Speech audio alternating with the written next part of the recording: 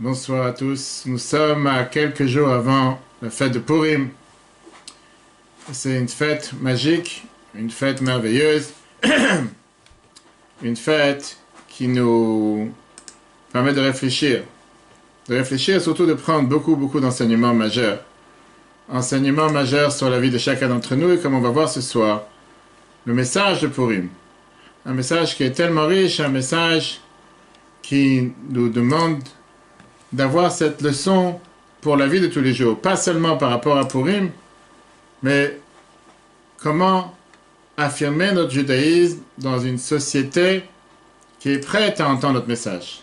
On va passer ensemble ce soir. On essaie de partager le maximum d'informations sur cette fête qui est connue. Fête de Purim, une très belle fête, une fête très joyeuse. Mais ce qu'on va voir ensemble ce soir, c'est surtout ce message. Qu'est-ce que nous apporte cette fête? En se posant la question tout d'abord, qui a demandé de faire cette fête? Qui a demandé d'écrire la Megillah? Est-ce que ça venait de la part de Mordechai? Ou ça venait de la part de Esther? Pourquoi l'écrire? Pourquoi on n'a pas une Megillah de Hanouka par exemple? Pourquoi on n'a pas une Megillah de Pessah? Alors c'est vrai, on a le Seder, mais on aurait pu très bien faire une Megillah de chaque fête. Et la particularité de cette fête. Qu'est-ce que on veut nous enseigner comme message? Et on va voir qu'à travers les temps, à travers toute l'histoire du peuple juif, on a eu toujours ces deux composants. Les deux composants qui veut dire, on a eu ceux qui ont essayé de montrer leur judaïsme, de montrer qui ils sont, de montrer qu'est-ce qu'on fait sur terre, ne jamais baisser la tête devant quoi que ce soit, ne jamais baisser la tête devant qui que ce soit, toujours être fort. Et on a eu ceux qui, à travers le temps et à travers les époques, à travers l'histoire, ont parfois vu les circonstances, se sont dit on n'a pas le choix, on est obligé de, à pas dire de baisser les yeux ou de baisser la tête, mais parfois on est obligé, on n'a pas le choix, on doit s'assimiler, voire s'effacer dans la société dans laquelle on est. On ne peut pas se permettre, dans une société qui pas forcément accepte le message du judaïsme, vouloir y faire face. Dans l'exemple qu'on va voir plus tard avec Mordechai et Esther, on va voir l'aspect masculin et l'aspect féminin de cette fête. L'aspect qui était, on va dire, l'engagement, l'entêtement de Mordechai, et on va voir aussi l'engagement et l'entêtement de Esther. Et on va voir comment ça vient nous laisser un message pour chacun d'entre nous dans la vie de tous les jours. Comment faire face à une société qui peut-être parfois et on va dire plus clémente, une société qui comprend qu'est-ce qu'on cherche à faire, qui veut nous aider à pouvoir pratiquer notre judaïsme. Et parfois, pour certaines personnes, se trouve dans une société qui n'est pas forcément la meilleure, pas dans une situation qui est peut-être la meilleure. Comment y faire face? Comment pouvoir réussir dans une telle société? Comme j'ai dit tout à l'heure, cette histoire de Purim, on sait très bien ce que la Gemara nous dit, que tout celui qui lit la Megillah à l'envers, il n'est pas quitte. Qu'est-ce que ça veut dire? Il n'est pas quitte. Alors bien sûr, le sens simple, c'est celui qui lit la Megillah comme si c'est quelque chose. 1, 2, 3, au lieu de lire les chapitres en ordre, il les lit en désordre. Bien l'explication chassidique. Celui qui lit l'histoire de la Megillah comme une histoire qui était du passé, et pas une histoire présente, il est aussi pas quitte. Qui veut dire celui qui pense que c'est un message, qui est un message seulement du passé, mais qu'aujourd'hui, au moment présent, c'est un message déjà vieillot, c'est un message qui ne nous parle plus. Il est aussi pas quitte. Pourquoi? Parce que la fête de Purim nous fait passer comme message le devoir de se dire que c'est aujourd'hui qu'on doit apprendre cet enseignement et aujourd'hui on doit se dire comment ce message est toujours important, et pas seulement comment ce message est toujours important, mais qu'est-ce que j'en fais avec? Qu'est-ce que j'en fais avec dans mon quotidien? Qu'est-ce que j'en fais avec dans la vie de tous les jours? Est-ce que je vis avec ce message, ou bien c'est quelque chose qui est, on va dire, de l'époque. C'est pas quelque chose qui nous regarde aujourd'hui. Alors sans plus attendre, on va passer, chers amis, ensemble, un morceau de Gemara, un morceau du Midrash.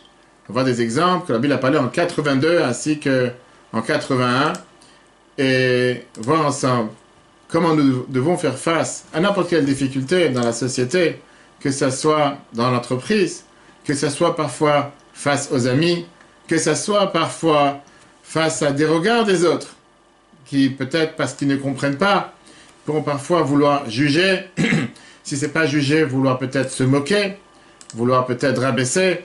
Et comment y faire face en prenant l'exemple justement de ces deux personnages qui font toute l'histoire de Purim. Bien sûr, on fait allusion à Mordechai, pardon, on fait allusion à Mordechai et on fait allusion à Esther. Donc, commençons d'abord par les faits. Une fois qu'on aura les faits, on va pouvoir comprendre ensemble, comme j'ai dit tout à l'heure, c'est pas un secret que dans la majorité de l'histoire de notre peuple, nos ancêtres ont toujours dû se battre avec, on va dire, le regard de l'entourage. Dans chaque époque, chaque période, on a eu le fait que nous étions différents de l'entourage, qui a toujours amené à cet antisémitisme et des décrets. Il y avait deux possibilités. Première possibilité, c'était la révolte, rebelle, et la deuxième, baisser la tête, s'effacer. Prenons deux exemples. À la fin de la destruction, c'était au moment de la destruction du deuxième temple. La situation dans Jérusalem, c'était une situation qui était, on va dire, difficile, voire catastrophique. Les Romains, ils ont conquéri la ville avec un siège cruel. La famine était grande. Et la ville, par la force, s'est divisée en plusieurs groupes de personnes, plusieurs groupes de juifs. On va dire les extrémistes, ce qu'on appelait à l'époque les sécrikim. Ils n'ont pas voulu écouter les sages qui étaient à l'époque. Ils ont pensé que la meilleure manière de faire face à ce siège, ça c'était les sages. À l'époque, on pensait que c'était de faire la paix, d'essayer d'arriver à un compromis avec les Romains. S'il fallait s'effacer, il fallait s'effacer pour un moment. Mais ceux qui étaient les extrémistes, ils n'ont pas seulement eu des paroles dures, ils ont décidé de brûler tout le stock de manger qui a été mis de côté, qui aurait pu suffire pour plusieurs années, pour forcer la population de Jérusalem à se battre contre sa vie. Malheureusement, ça s'est mal terminé. La défaite était colossale. L'armée Rome est rentrée dans la ville, a détruit la ville, a fait un massacre dans tous les habitants et a mis en feu le temple. De l'autre côté, dans la deuxième moitié du 19e siècle, en réponse à l'antisémitisme européen qui était sans fin, il y a beaucoup de juifs qui ont essayé de tout faire pour vouloir ressembler à la population qui les entourait. L'idée était que si on va essayer de se mélanger, voire s'effacer dans l'entourage, on va devenir une partie de notre entourage, ce qui était très très populaire à l'époque, surtout dans l'Europe de l'Est. Automatiquement, on ne va pas nous en vouloir. Malheureusement, c'est quelque chose qui n'a pas réussi, qui a fait aussi que une grande partie de notre peuple a disparu. Aujourd'hui, dans le temps et l'époque dans lequel nous vivons, grâce à Dieu, personne n'a le devoir de choisir entre ces deux extrêmes. Mais néanmoins, il y a des fois dans lesquelles la société a certaines demandes qui, on va dire, qui ne sont pas en phase avec une conduite juive authentique. Ou bien, la société nous demande de parfois rabaisser nos propres valeurs. Est-ce qu'on doit chercher, ou est-ce qu'on doit vouloir agir d'une manière entre, on va dire, être avec la tête à l'avant, aller au front, jamais baisser la tête, ou bien il y a un moyen comment pouvoir faire face à ce défi. Comme je dis, c'est une question qui s'est toujours posée. Mais aujourd'hui, avec l'époque des réseaux sociaux, cette question elle est encore beaucoup plus importante. Quelle est l'approche? Qu'est-ce qui veut dire vivre comme un juif au XXIe siècle? Est-ce qu'il y a un moyen de garder son judaïsme sans craindre, sans avoir peur à aucune contre-attaque? Et la meilleure réponse, c'est l'histoire de Purim. Commençons aujourd'hui avec cette question. Pourquoi la Megillah d'Esther, qu'on va lire si Dieu veut tous jeudi soir et vendredi, pourquoi est-elle si importante? Alors c'est vrai qu'on prend la Megillah chaque année. Ça fait partie de la Torah. Mais l'histoire juive est tellement de faits de sauvetage, tellement d'histoires de souffrance. On a par exemple l'histoire de Hanouka. Alors c'est vrai que la Megillah d'Antiochus, qui n'est pas comme la Megillah d'Esther, raconte plus ou moins l'histoire de Hanouka. Et elle est lue pendant un certain temps dans l'histoire par certaines communautés. Mais elle n'a jamais fait partie de la Bible, du Tanakh, comme la Megillah d'Esther. Pourquoi seulement l'histoire de Purim, elle a été gravée à vie, éternellement? Plus que ça, on va voir comment Mordechai lui-même, Mardochée, n'a pas voulu écrire cette histoire pour les générations à venir. Quand on lit la Megillah, on va voir que c'était la demande d'Esther qui a forcé à ce que cette histoire soit inscrite pour les générations. Regardez comment le Rabbi Yaakov Luberboim écrit ça. Que l'essentiel de celui qui a demandé d'écrire la Megillah était Esther, comme c'est écrit dans Masechet Megillah, que Esther a demandé aux sages, Kitvuni le Dorot, inscrivez-moi pour les générations à venir. Le verset nous montre que Mordechai, il voulait seulement fêter la fête, se réjouir. Mais de là à venir écrire un rouleau et de transformer cette fête en une mitzvah annuelle, c'est Esther qui l'a poussé, comme la Gemara nous dit. Esther voulait que cette histoire soit gravée pour les générations à venir, pour toutes les années à venir éternellement. Et pourquoi? De l'autre côté, quelle était la raison de Mordechai? Pourquoi, comme on a vu, Mordechai était d'accord de fêter cette fête et de remarquer qu'il y avait un miracle? Alors pourquoi il n'était pas d'accord avec Esther pour l'inscrire pour les générations à venir? Et pour avoir la réponse à cette question, il faut d'abord rentrer dans le plus profond de cette histoire de Purim, ce qu'on va tout de suite faire. Comprendre la vraie histoire va nous aider à comprendre la position masculine de Mordechai et féminine d'Esther. Comment ils ont voulu l'inscrire? Comme des Juifs, on sait très bien que tout ce qui se passe autour de nous se passe pour une raison. Quand on entend que la situation du peuple juif est face à une extermination totale, comme c'était à l'époque, il y a certainement une raison.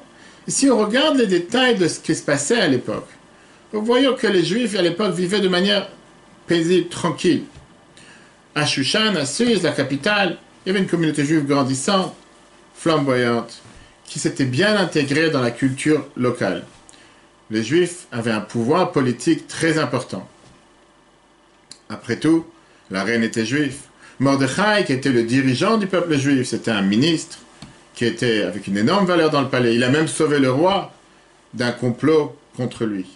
Et malgré tout ça, sans aucun sentiment préalable, sans aucun avertissement, tout d'un coup a été décrété sur le peuple juif de se préparer à être totalement exterminé. Ce même roi, Mordechai, que Mordechai a sauvé, ce même roi donne maintenant un accord de tuer de manière cruelle hommes, femmes et enfants juifs. Et la question elle est pourquoi? Quelles choses ont fait les Juifs que pour ça ils ont eu un tel décret? Nos sages dans la Gemara, dans la traité Megillah, page 12a, posent exactement cette question. Les élèves de Rabbi Shimon ben Yochai et la Gemara nous dit dans le texte pourquoi le peuple juif a eu ce décret d'être exterminé. Alors ils lui ont dit, dites-vous. Il a dit parce qu'ils ont profité du repas de ce rachat. Après on débat, qu'est-ce que ça veut dire? Alors ils ont dit si c'est comme ça, ils ont qu'à être tués à Suse. Pourquoi dans le monde entier ils doivent être tués? Pas tous les juifs du monde entier sont venus au repas, au grand festin que Achashverosh a organisé. La réponse, il a dit, parce qu'ils se sont prosternés à l'idole. Je ne fais pas maintenant allusion à l'idole qu'il y avait sur Aman, on va y revenir. Mais un autre événement qui s'était passé avec Nabuchodonosor, le roi de Babylone, comme c'est expliqué dans Daniel, chapitre 5, verset 3. Ça a l'air bizarre. Qu'est-ce que ça veut dire ce morceau de Gemara? Les juifs de Suse devaient être tués, exterminés, parce qu'ils ont profité du repas. Quel rapport? Alors bien sûr, ça ne va pas être une punition par le fait qu'ils ont participé à ce repas. Mais le repas de Achashverosh auquel les Juifs ont participé nous donne un peu une idée sur la mentalité, la manière de penser du peuple juif à l'époque. Quand le Talmud nous dit qu'ils ont profité du repas, l'accent est sur le profit. Ils étaient tellement heureux, tellement contents de participer à ce grand repas, de se réjouir, de se sentir faire partie de la société perse. Pour eux, ils se sont dit, on n'est plus la minorité, les lépreux, les malades du quartier. On voit comment le peuple perse nous considère exactement avec la même valeur qu'eux. Maintenant, on a autant de valeur qu'eux. Ce profit du repas d'Achashverosh, c'était le symptôme du problème. La Gemara Megillah nous raconte, dans la page 11a, que le but de ce festin, c'était pour fêter les 70 ans d'exil, de la première exil des Juifs d'Israël. Le roi perse a fait un mauvais calcul, en se disant que, puisque la prophétie de Jérémie ne s'est pas accomplie, qui avait prophétisé que les Juifs vont reconstruire le deuxième temple dans cette période, Achashverosh a fait un mauvais calcul. Il s'est dit certainement qu'ils ne vont plus retourner en Israël. Ils ne vont plus revenir dans leur terre et ils vont être soumis à lui éternellement. Par ça que le peuple juif s'est associé au repas. Les Juifs ont montré qu'eux-mêmes, ils avaient un doute à l'intérieur d'eux-mêmes. Ils se sont dit que certainement qu'on est prisonniers à vie. On est des prisonniers à vie, on ne va jamais retourner sur notre terre. La situation était à tel point, on va dire, mauvaise dans leur tête, que cette mentalité tordue a fait en sorte qu'ils ont profité de leur défaite. Ce profit du repas, le fait de se prosterner à l'idole, c'était les deux indicateurs de la mentalité qui avait totalement changé. Regardez comment la Bible précédente, il explique ça dans un merveilleux discours. Que ces deux causes que la Gemara nous dit, que Rabbi Shimon ben Yochai, Rashbi, nous dit que cette défaite spirituelle extrême que les Juifs ont eue avant Purim est venue à cause de l'idolâtrie, à cette époque. Les Juifs avaient du mal, on va dire, Ils étaient totalement soumis à l'idole qui était de Nabuchodonosor. Pas de se prosterner matériellement. C'était beaucoup plus le fait de se dire que de toutes les façons, on ne va jamais s'en sortir. De toutes les façons, on est fini, on est là pour être en exil éternellement. Et donc, automatiquement, déjà, aller au festin et profiter. Ils savaient très bien qu'ils étaient une minorité. Et ils se sont dit, la meilleure manière de survivre, c'est de s'assimiler totalement. Ça, c'est le meilleur moyen qu'on pourra se stabiliser dans cette société qui nous entoure. Maintenant, cette approche de fait qu'on est une minorité, ce n'était pas un mensonge. Parce qu'on doit se rappeler que c'est la première fois dans l'histoire que le peuple juif vivait en dehors de sa propre terre, quelques années après la destruction du premier temple, après une période de 1000 ans où le peuple juif a vécu en Israël. C'est la première fois qu'ils ont reçu un tel malheur sur la tête. Et l'analogue dans le Midrash nous raconte justement qu'on compare le peuple juif parmi les nations comme une brebis parmi 70 loups. Malgré qu'ils étaient au courant de leur situation, ils ont fait une énorme erreur et une erreur profonde et fondamentale. Ils se sont dit que la meilleure manière pour le mouton ou pour la brebis de vivre avec les 70 loups, c'est de se faufiler parmi les loups, de faire partie de leur culture. Et grâce à ça, automatiquement pouvoir mériter leur pitié. Mais c'était une énorme erreur, comme continue cet analogue. Parce que le secret de la réussite, c'est le berger qui est Dieu, qui protège la brebis, qui la protège de ses ennemis des loups.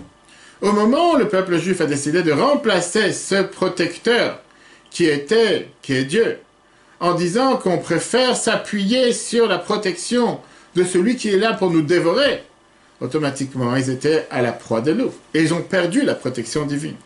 Et donc, ce peuple juif qui a choisi de perdre son identité, perdre sa protection, il s'est trouvé dans une situation difficile. Le fait que la protection divine a disparu les a mis totalement en danger. Aman est rentré dans ce vacuum, est rentré dans ce vide. Et donc, ce n'était pas une punition de Dieu. C'était une conséquence naturelle du manque de la protection divine et le fait que les loups maintenant peuvent attaquer. Quand on comprend la cause réelle de ce décret, on va comprendre un passage le plus bizarre dans l'histoire de Purim dans la Megillah, chapitre 3, verset 2, et après 5-6. La Megillah nous raconte l'histoire suivante. Tous les serviteurs du roi qui étaient à la porte du roi se prosternaient devant Aman, parce que comme ça le roi lui a ordonné. Et Mordechai, Mardoché, lo yechav lo yishtachave. Mordechai était le seul qui ne se prosternait pas et qui se rabaissait pas. Le Megillah nous raconte, Aman a vu comme quoi Mordechai ne se prosterne pas. Aman s'est rempli de colère. Il s'est dit, quoi, je vais m'en prendre juste à Mordechai? On lui a dit de qui il fait part, c'est quoi son peuple? Pour se venger de Mordechai, il a décidé de vouloir tuer tout le peuple juif. Réfléchissons un instant. Ce comportement de Mordechai, c'est un comportement qui énerve. Qu'est-ce qu'il essaie de faire? Il essaie d'enrager Aman. Qu'est-ce qu'il essaie de faire? Juste de le mettre en colère. Il ne comprend pas que tu es en train de te chercher des soucis et des problèmes pour rien. C'est la personne la plus forte du royaume. Et tu sais que si tu fais quelque chose face à lui de cette manière, tu mets en danger tout le peuple juif. Le Midrash nous raconte comme quoi un message, on a eu les captures d'écran des WhatsApp, des SMS que Esther envoyait à Mordechai. Elle lui disait, arrête d'énerver et de te battre avec Aman.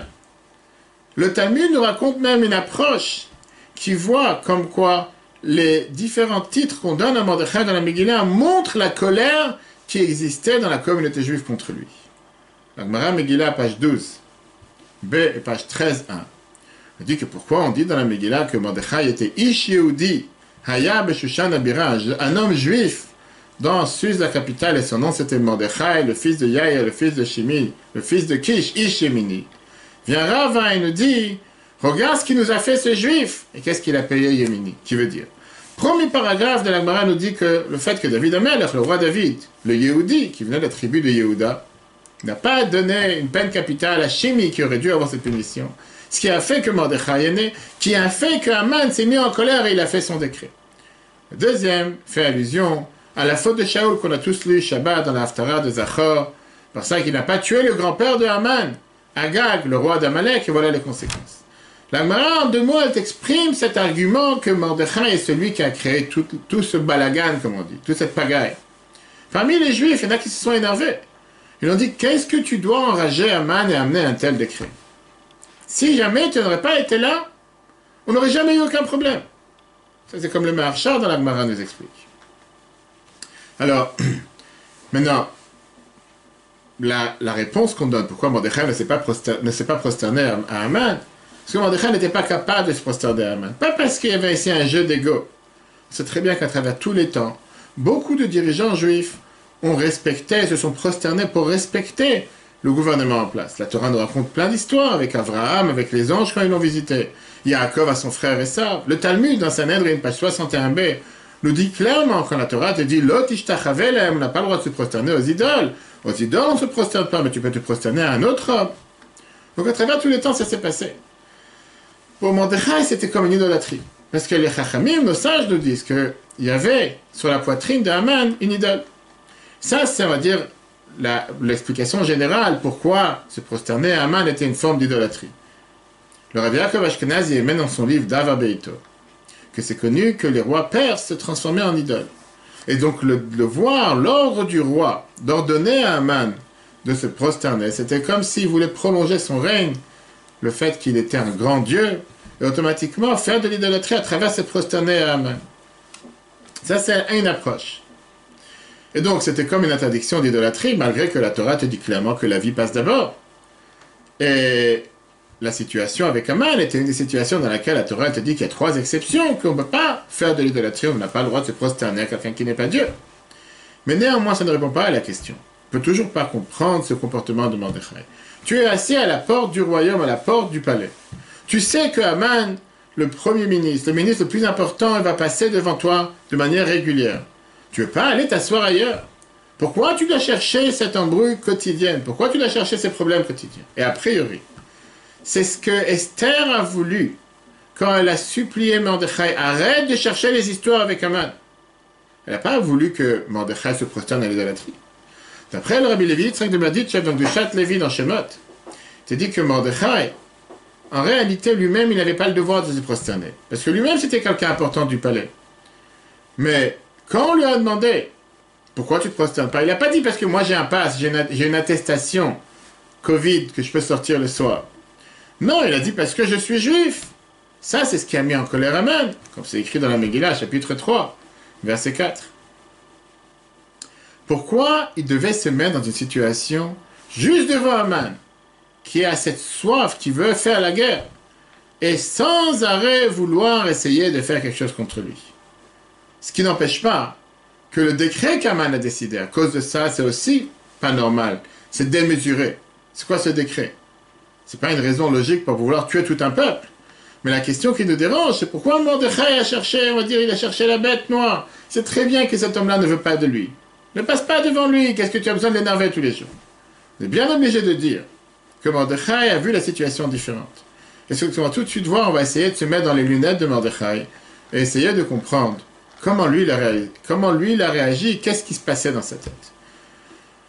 Mordechai était, comme on l'a dit, le leader du peuple juif à l'époque. Et il a vu comment l'assimilation dans le peuple perse, c'est vraiment ce qui met en danger son peuple, le peuple juif.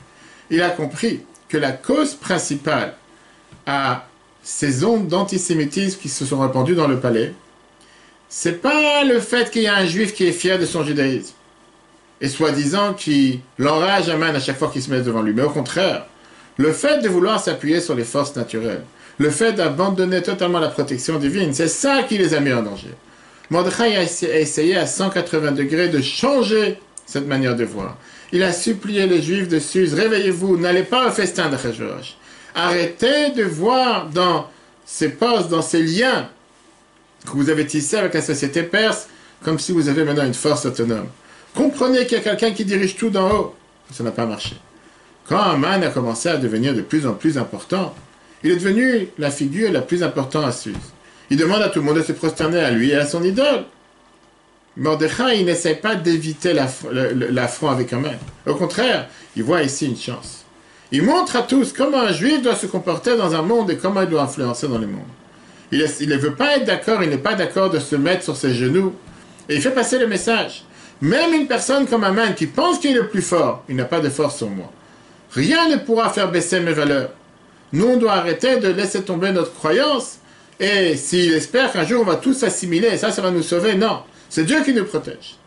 Et quand Haman, il agit et il essaie de faire du mal au peuple juif, Mordechai, il exprime à son peuple, il y a une seule chose qui va nous sauver. revenir à cette croyance et confiance en Dieu qui va nous sauver. On doit s'appuyer sur cette force qui est la vraie force, la seule force unique dans le monde, qui est Dieu. Mordechai, il organise des prières en masse, il organise des rassemblements d'enfants en masse, pour faire passer ce message, d'avoir confiance en Dieu et se rattacher avec Dieu encore une fois. Une fois qu'il a fait passer ce message et qu'il leur a fait comprendre qu'on ne parle pas ici d'un ego politique démesuré, puisque Haman, il passe devant lui, moi je vais montrer que je ne baisse pas la tête, je m'accroupis pas sur mes genoux. Mais qu'il faut agir de manière spirituelle, se renforcer dans notre judaïsme, prier à Dieu, faire tchouva. À ce moment-là, Mordechai se tourne vers la reine Esther pour agir également avec des efforts diplomatiques. Aux yeux de Mordechai, agir de manière diplomatique sans d'abord essayer de réparer les problèmes spirituels, c'est comme si tu essaies de rembourser une dette en écrivant un chèque qu'il n'y a pas d'argent dans la banque. C'est absolument quelque chose qui ne servirait à rien. Parlons d'Esther. Esther, c'est exactement le message que Mordechai voulait faire passer à la société. Esther le faisait déjà. Encore avant même que Haman a commencé à vouloir, avec son complot, détruire tout le peuple juif, Esther a fait le premier pas pour réparer la faute d'avoir participé au festin d'Achashverosh. Par ça que Esther, elle-même, a gardé avec force son judaïsme, pas seulement son judaïsme, mais dans le palais lui-même. Regardez ce qui est écrit le Rabbi Shlomo El-Kabetz. On connaît tous Rabbi Shlomo El-Kabetz avec la fameuse chanson qu'il a mis en place, un grand sage qui est né en grec, la fameuse chanson de l'Echadodi qu'on chante tous les vendredis soirs. Et il écrit là-bas justement que quand elle était au palais, Esther, alors qu'il y avait là-bas les plus grands repas et les plus grands chefs, elle n'a pas perdu sa tête. Elle a décidé, quoi qu'il arrive, je ne mangerai pas de ce qui se passe dans le palais. Avec un effort secret, elle a tout fait pour essayer de faire manger, de garder le manger cachère et garder son identité. Elle s'est comportée et ce comportement l'a mis en danger. Parce que bien sûr que le roi, il a été frappé du fait qu'elle ne touche pas les plats qui sont emmenés à table. Esther, elle n'a pas dévoilé ce qu'elle fait. Et elle n'a pas dévoilé, on va dire, qui elle était pour éviter de se marier avec le roi. Puisque sa vie était en danger, elle avait le droit de transgresser ses interdictions, si on peut dire. Mais elle a choisi de mettre en danger sa vie pour manger comme une juive. Pour pardonner, si on peut dire, sur la faute que le peuple juif avait mangé à ce festin. Et avec ça, elle a commencé à mettre en place cette approche du retour du peuple juif de Perse vers le service de Dieu, vers la foi en Dieu. Même plus tard, quand le décret a déjà été décrété. Et Mordechai et Esther, ils ont fait tout ce qu'ils pouvaient avec des efforts naturels pour faire et anéantir, faire détruire ces décrets. Esther, elle montre comment son chemin, depuis le départ, il est clair. Quand elle va aller voir Achashverosh, pour pouvoir le supplier, pour lui demander qu'est-ce qu'il faut faire. La première étape, elle lui demande que Mordechai, elle demande à Mordechai que le peuple prie pour elle. Après ça, elle se prépare au moment décisif où elle va rencontrer son mari, le roi Achashverosh, avec un jeûne, prière pendant 3 jours. C'est sûr qu'une femme, ou n'importe quelle personne sur terre, qui va jeûner pendant 3 jours, ne va pas avoir l'air avec toutes ses formes et tous ses états, et toutes ses forces, pour pouvoir affronter le roi. Elle va avoir l'air le meilleur avec toute sa tête. Mais comme Mordechai, Esther, pour elle, elle sait clairement et pertinemment quelle est ici la vraie histoire. Esther, elle sait que aller agir face au roi, agir de manière diplomatique, c'est merveilleux. Mais ça, c'est juste l'enveloppe. Le vrai combat, c'est un combat interne, un combat qui se passe dans son cœur. Et c'est dans son cœur qu'on doit d'abord décider qui est le vrai patron. Ensemble, Mordechai et Esther ont réussi à faire cette révolution spirituelle dans le peuple juif. Ils ont montré que même quand on a le devoir d'agir naturellement, on doit se rappeler que tout est dirigé par Dieu. Et c'est lui qui nous sauve en fin de compte. Ça a mis un réveil total dans le peuple, avec toutes ses forces. Jusqu'à ce que la Gemara Shabbat, page 88, nous dit que le moment décisif où ils ont agi de cette manière, ça a montré qu'ils se sont rapprochés de Dieu encore plus que qu'est-ce qu'ils étaient proches de Dieu au moment du don de la Torah. Regardez comment la Gemara Shabbat nous dit ça dans la page 88a.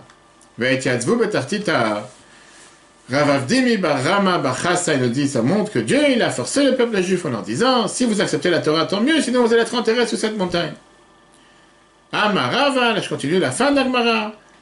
Hadour Kibloua, le peuple juif a accepté la Torah au temps d'Achashverosh, c'est écrit Kimou et Kibloua Yehudim, comme on lit dans la Megillah. Ils l'ont accepté, ils l'ont reçu. Kimou Mashekibloukva. Ils l'ont accepté, ils l'ont mis en place ce qu'ils avaient déjà accepté à Matan Torah. C'est vrai qu'à Matan Torah, au moment du don de la Torah, on avait accepté la Torah. On n'avait jamais été mis à l'épreuve comme on a été mis à l'épreuve au moment du fête de Purim. Là, c'était la première fois qu'on a montré comme quoi le message qu'on a reçu au moment de Matan Torah, on l'a mis en application.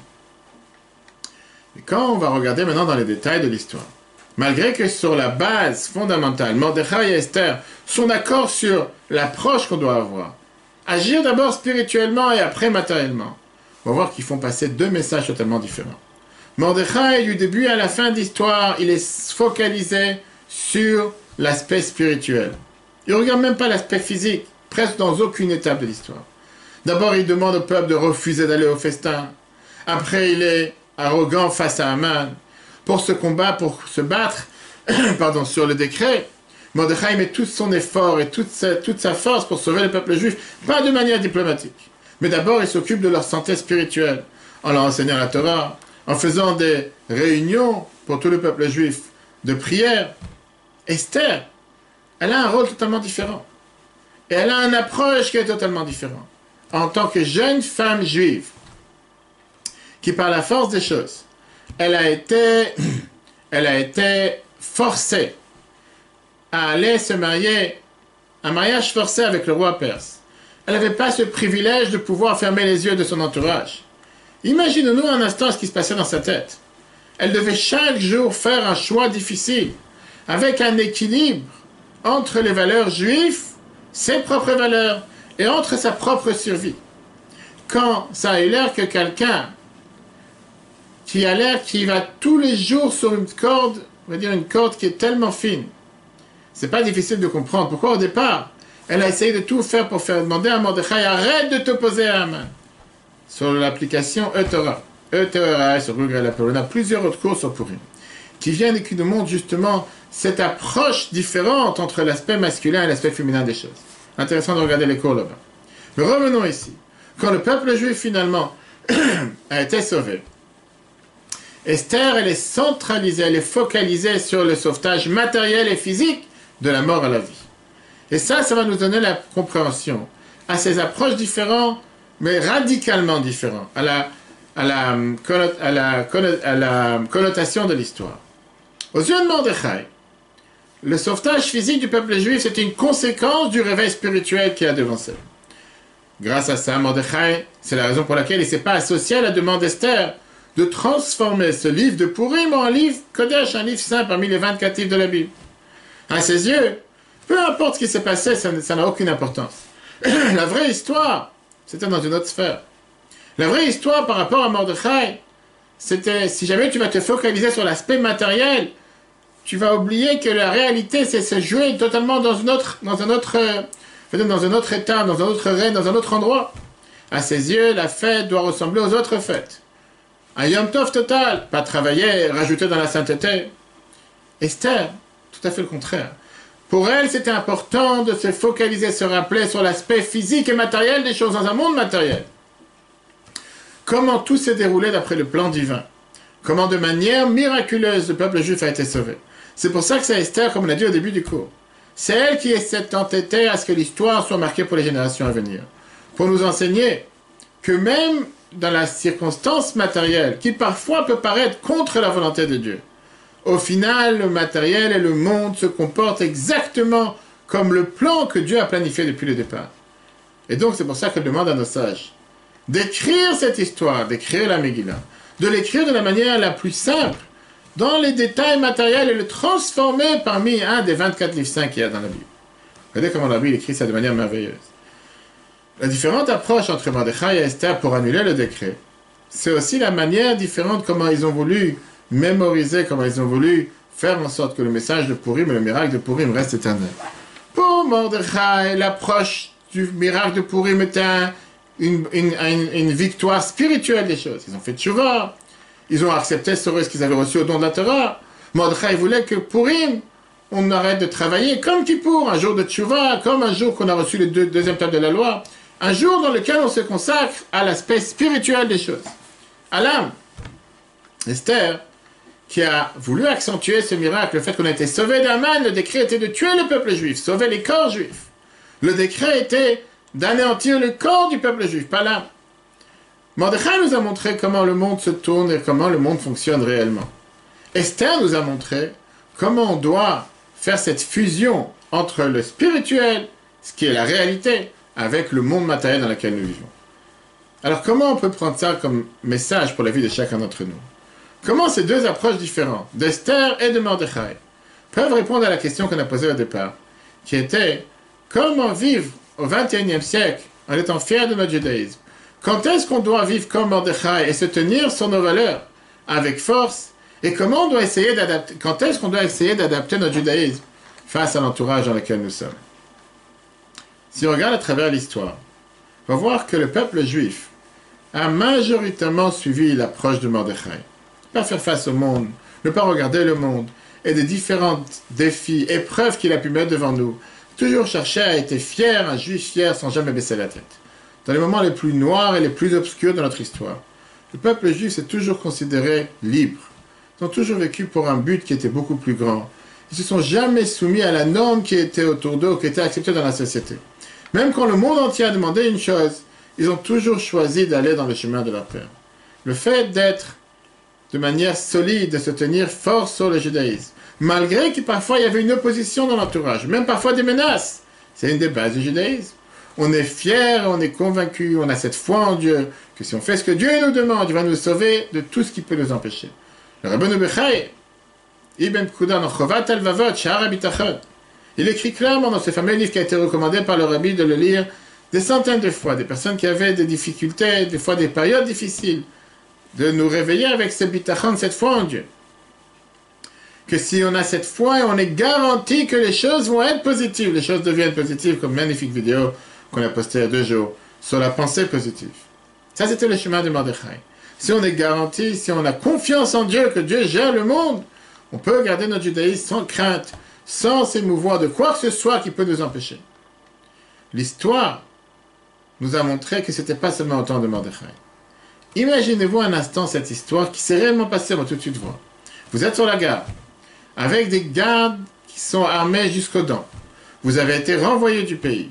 Vous allez maintenant être exilé dans les conditions les plus pires qu'un être humain peut vivre. Pourquoi? Parce qu'à la dernière minute, la peine capitale a été transformée en un exil de 10 ans. Vos amis, vos proches viennent se séparer de vous avec des larmes, peut-être éternellement, ils ne savent pas s'ils vont vous revoir. Qu'est-ce que vous aurez fait à cet instant? Quel message aurez-vous voulu faire passer à vos proches qui c'est peut-être la dernière fois qu'ils vont vous voir? Cette histoire s'est passée avec le rabbi précédent, le rabbi Yosef Yitzhak de Lubavitch, en ce fameux été en 1927, à Leningrad, à la place de baisser la tête, à la place d'avoir des mots de au revoir à sa famille et ses proches, des milliers qui sont venus le voir, tous ses disciples. Il était sur le quai du train en train de dire à tout le monde que tous les peuples qui sont sur terre sachent que seulement nos corps ont été envoyés en exil. Nous, on doit proclamer de manière haute et forte que tout ce qui est par rapport au judaïsme, la Torah du peuple juif, ses mitzvot, ses coutumes, personne ne peut nous forcer à faire quelque chose contre les valeurs de la Torah. Rien peut nous assimiler, rien peut nous rendre esclaves face à leur volonté. On doit dire haut et fort ce qu'on a dit depuis des milliers d'années. Al tigou bimshichai bin ve'ay al tarev. On ne peut pas nous faire du mal. On est avec on parle de quelqu'un qui, à peine il y a quelques jours, il devait se faire tuer peine capitale. Et que maintenant il va être exilé pendant 10 ans en Sibérie. Il ne sait même pas s'il va revoir sa famille, ses proches. Personne ne va le revoir. Avec tous ces agents du KGB autour de lui qui sont armés, qui peuvent le tuer à chaque instant. Comme Mordechai à l'époque. La vie précédente a montré qu'est-ce que ça veut dire être fort sur son judaïsme. Et ce n'était pas une seule fois. Dans le merveilleux discours, la vie précédente raconte qu'est-ce qu'il a souffert en prison. Parmi les différents interrogatoires qu'il a pu avoir, il était emprisonné parce qu'il propageait le judaïsme, la tête du réseau de 600 écoles souterraines dans tous les pays de l'ex-URSS. Pour pouvoir promouvoir et pour pouvoir faire en sorte que les enfants continuent à apprendre avec un judaïsme, ce qui a fait maintenir la flamme juive dans tout l'ex-URSS jusqu'à ce que le communisme est tombé. Il raconte comme quoi il est une fois arrivé dans une salle, 15 personnes assises de 2 côtés des tables, droite et gauche. En face de la table, il y a 2 personnes, on l'a assis à la fin de la table. 3 gardes derrière lui, à droite, à gauche et au milieu. Et on commence à lui dire, on a demandé à tel ce qu'on a voulu, on a demandé à tel ce qu'on a voulu. Maintenant, on a fait venir le rabbin Schneerson pour qu'il nous réponde des questions de judaïsme, etc. Soi-disant. Il raconte la vie précédente dans sa mémoire. J'ai répondu en yiddish. Je vous ai déjà dit les deux premières fois que vous m'avez demandé de venir, que je ne changerai pas de mes principes. Il n'est pas incorné et ne naîtra jamais un homme ou un démon qui me fera bouger de mes principes, même iota. Avant de terminer mes paroles, continue dans ses mémoires la vie précédente. Une des personnes qui était assise à côté de la table à droite, il a levé le revolver qu'il avait sur la table, devant moi. Parce qu'à part lui, tous les autres gardes, ils avaient une ceinture. Il y avait un revolver sur la table devant chacun qui était assis, pour faire peur. Il m'a dit, ce jouet enlève tous les principes. La peur de ce jouet ouvre la bouche. Et même un muet devient quelqu'un qui peut parler. Et moi, j'ai répondu, écrit la vie précédente dans ses mémoires. Ce jouet peut faire une marque, peut laisser une trace seulement sur les non-croyants, ceux qui ont un cœur faible, ceux qui ont seulement un monde et beaucoup de dieux. Ein Welt und Asar Götter, en yiddish. Mais chacun d'entre vous, vous avez chacun votre Dieu.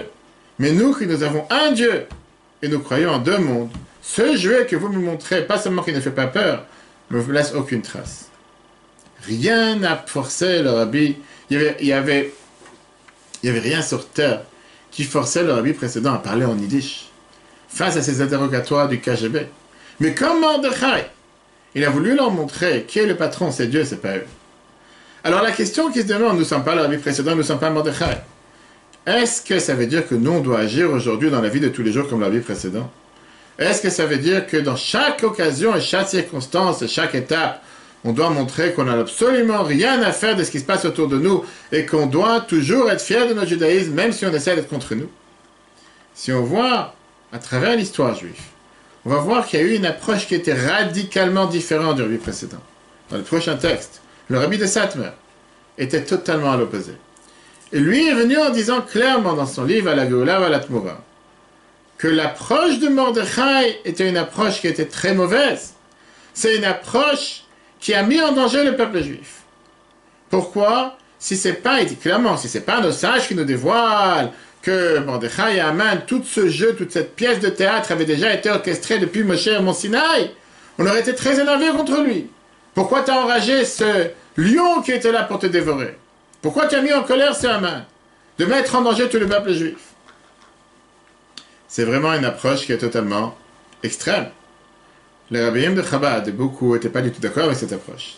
On l'a amené pour pouvoir voir ce spectre large dans la question qu'on est en train de débattre ce soir. Alors, quelle approche nous devons avoir? Et la réponse, elle est que aujourd'hui, grâce à Dieu, nous n'avons plus à prendre telle ou telle approche. On a une troisième approche, qui est une approche totalement différente.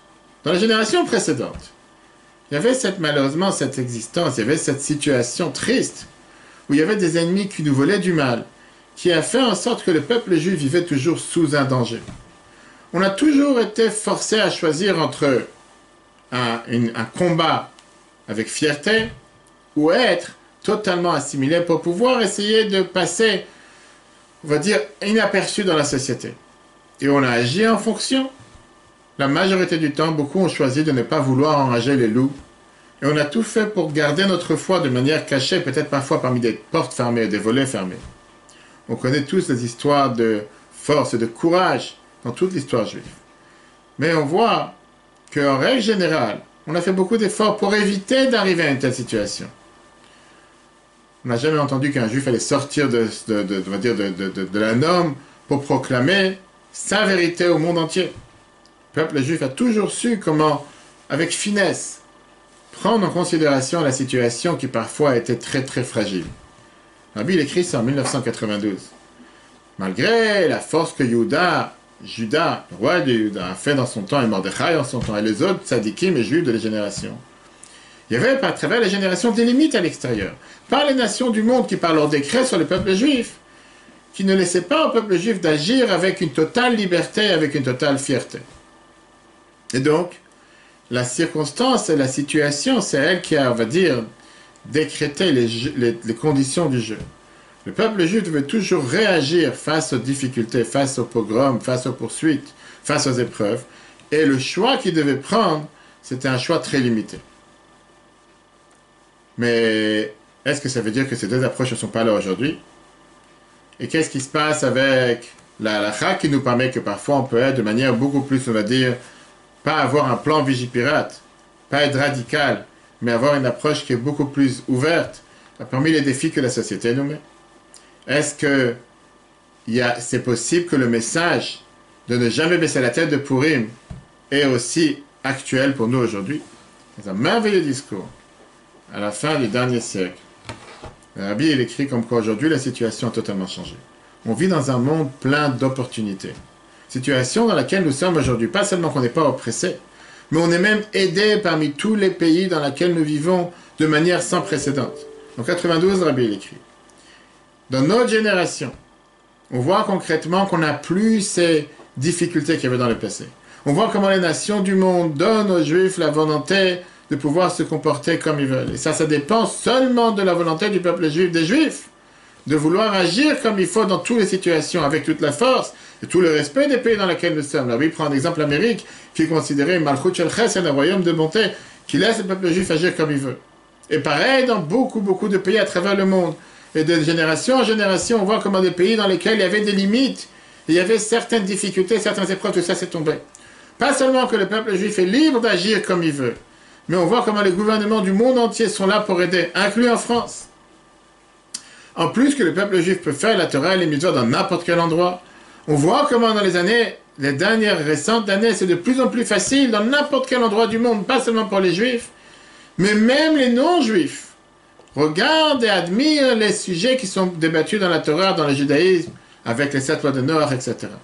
À travers l'histoire, c'est vrai que les juifs parfois se sont sentis comme un mouton qui n'a pas d'espoir parmi 70 loups. Et le monde qui était là pour les détruire, qui les empêchait de faire Torah et Mitzvot. Mais le monde a changé.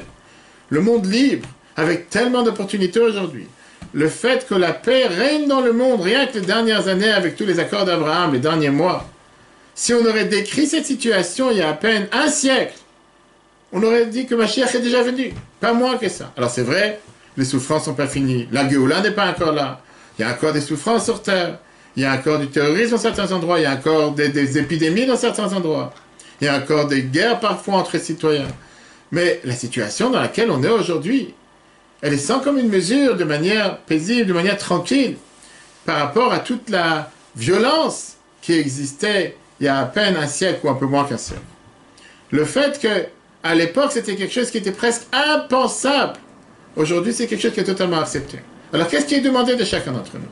Ce qui est demandé de chacun d'entre nous, c'est d'ouvrir les yeux. Le changement est là. Le changement, c'est maintenant, c'est pas juste un adage politique. Le problème, il est que parfois, on voit ce qu'on veut voir. On essaye toujours de rester avec les anciens clichés. Si on ne change pas notre manière de voir, ça veut dire quoi? Ça veut dire que notre foi, notre émouna qui est à l'intérieur de nous, elle ne veut pas s'adapter au monde réel dans lequel nous vivons. Contrairement aux approches de Mordechai et Esther, le défi aujourd'hui n'est pas le monde extérieur. Ce monde extérieur, depuis longtemps, ne nous dérange pas. Mais ne pas laisser ces anciens clichés nous arrêter, nous retenir de pouvoir pratiquer la Torah et les mitzvot de manière la plus simple, la plus pleine et la plus libre. En d'autres mots, si aujourd'hui on a un certain sentiment qu'on ne peut pas se comporter comme un juif fier, on doit d'abord regarder à l'intérieur de chacun d'entre nous. On doit se dire, qu'est-ce que nous disons à nous-mêmes, pas qu'est-ce que le monde dit à nous.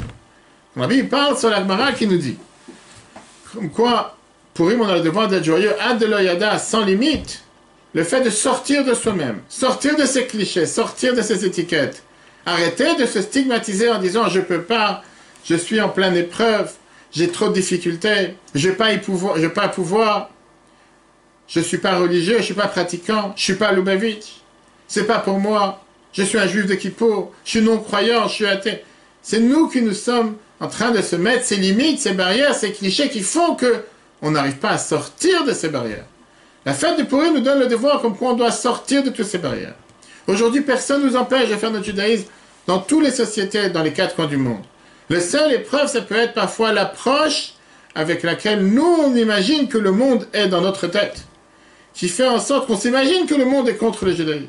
On doit reconnaître, ouvrir les yeux, et voir comment le monde est totalement un nouveau monde que personne ne nous empêche. Comme ça, le Rabbi l'écrit en 92. L'histoire longue de notre peuple, de souffrance et de poursuite, a fait en sorte de nous entraîner parfois à voir le monde comme s'il nous empêche de vivre comme un bon juif. Mais le monde a changé. Le monde ne cherche pas à nous faire du mal, bien au contraire. Si on montre comment on est fiers nous-mêmes de notre judaïsme, qu'on n'a pas honte de qui nous sommes, le monde nous respecte, parce qu'on est fiers sur nos propres valeurs. Qu'est-ce que cela veut dire?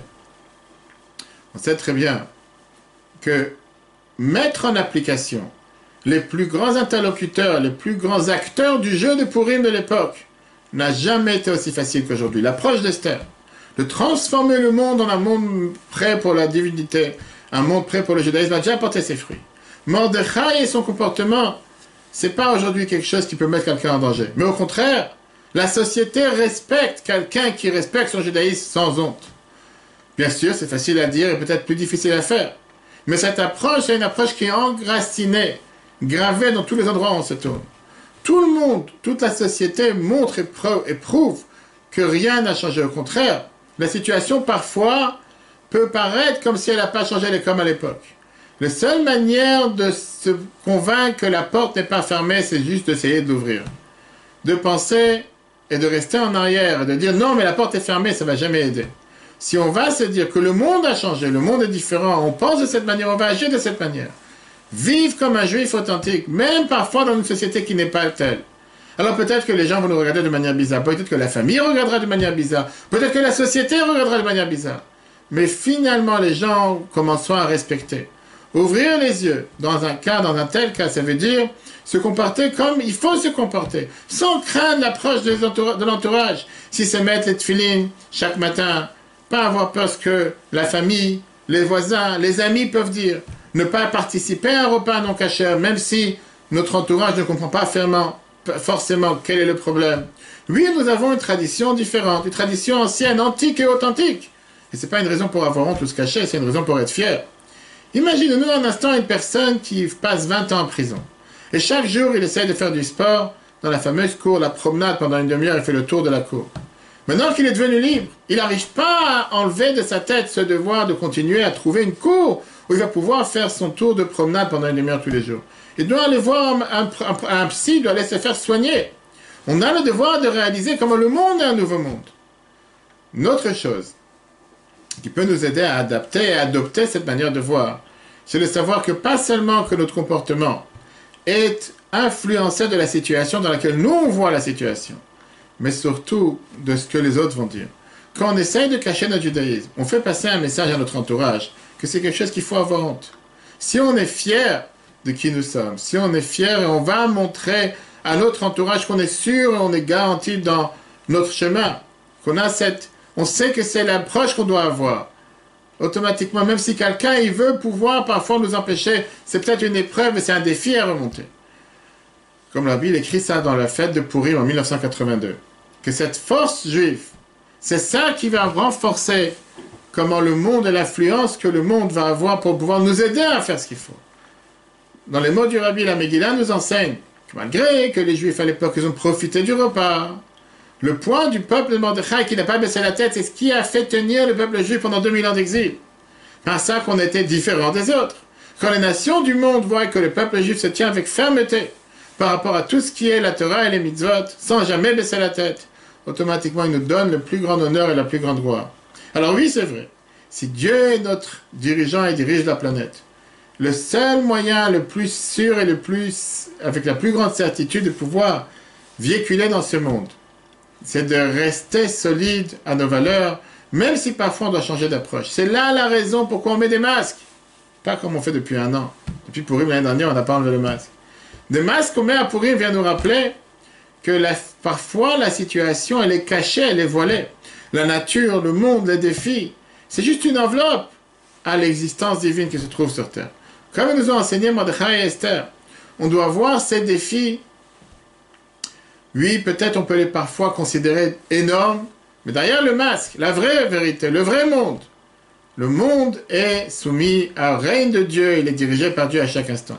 C'était vrai à chaque instant, et même aujourd'hui, quand les masques sont tombés, les masques par rapport à la société, automatiquement, nous, on a le devoir d'être convaincus de ça. On doit ouvrir nos yeux et voir comment le monde demande qu'on partage la lumière avec le monde.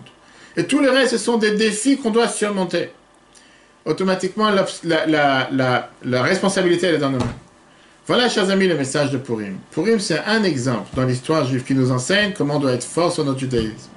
Ne pas s'émouvoir du monde ou des épreuves. Parce qu'aujourd'hui, on n'a plus besoin d'avoir de tels combats comme il y a eu à l'époque. Aujourd'hui, le monde a changé. Dans une situation, dans une époque où, au contraire, liberté, égalité, fraternité n'est pas seulement gravée sur les murs. Aujourd'hui, on cherche justement la paix pour tous. On cherche de pouvoir avoir le meilleur pour tous. On n'a pas besoin d'agir avec force et avec fermeté face au monde. Parce que le monde n'est pas opposé au judaïsme. Bien au contraire. Le monde valorise et respecte celui qui retient ses valeurs. Notre devoir, c'est d'ouvrir les propres yeux. Voilà, chers amis, ce message de Purim. Un message merveilleux qui nous apprend qu'on est dans un monde merveilleux, même si parfois il y a des difficultés. Mais le Purim nous a montré comment en un instant tout a changé. Tout a changé parce que le peuple juif a décidé d'enlever justement cette crainte, cette peur, ces stigmatisations, ces étiquettes. Et se dire, je suis capable, je vais pouvoir, comme Mordechai nous a enseigné à l'époque, grâce à l'aïmouna en Dieu, grâce au fait qu'on s'est réunis, qu'on a tous prié ensemble, grâce au fait qu'on a décidé que malgré le décret qui était signé pour anéantir tout le peuple juif sur toute la planète, ça n'a jamais existé un tel décret. Néanmoins, tout s'est renversé. De la même manière qu'on a mérité une chose pareille à l'époque. Que Dieu fasse que cette année on mérite la même chose. Que les virus disparaissent de la planète. Que tous ceux qui ont besoin de foi, justement, une longue vie, une bonne santé. Que Dieu leur envoie une bonne guérison et une bonne santé. Que tous ceux qui ont besoin d'une consolation, que Dieu les console le plus rapidement possible. Et que cette année, encore avant Purim, on se trouve tous ensemble avec Mashiach à Jérusalem. Le peuple juif tous ensemble réunis, ce sera à ce moment-là la plus grande fête. La fête de la Géoula. Le cours sera, si Dieu veut, un replay sur l'application eTorah, eTorah sur Google et Apple, comme d'habitude, ainsi qu'une dizaine d'autres cours sur Purim. Très bonne soirée à tous. Purim Sameach, et si Dieu veut, à la semaine prochaine.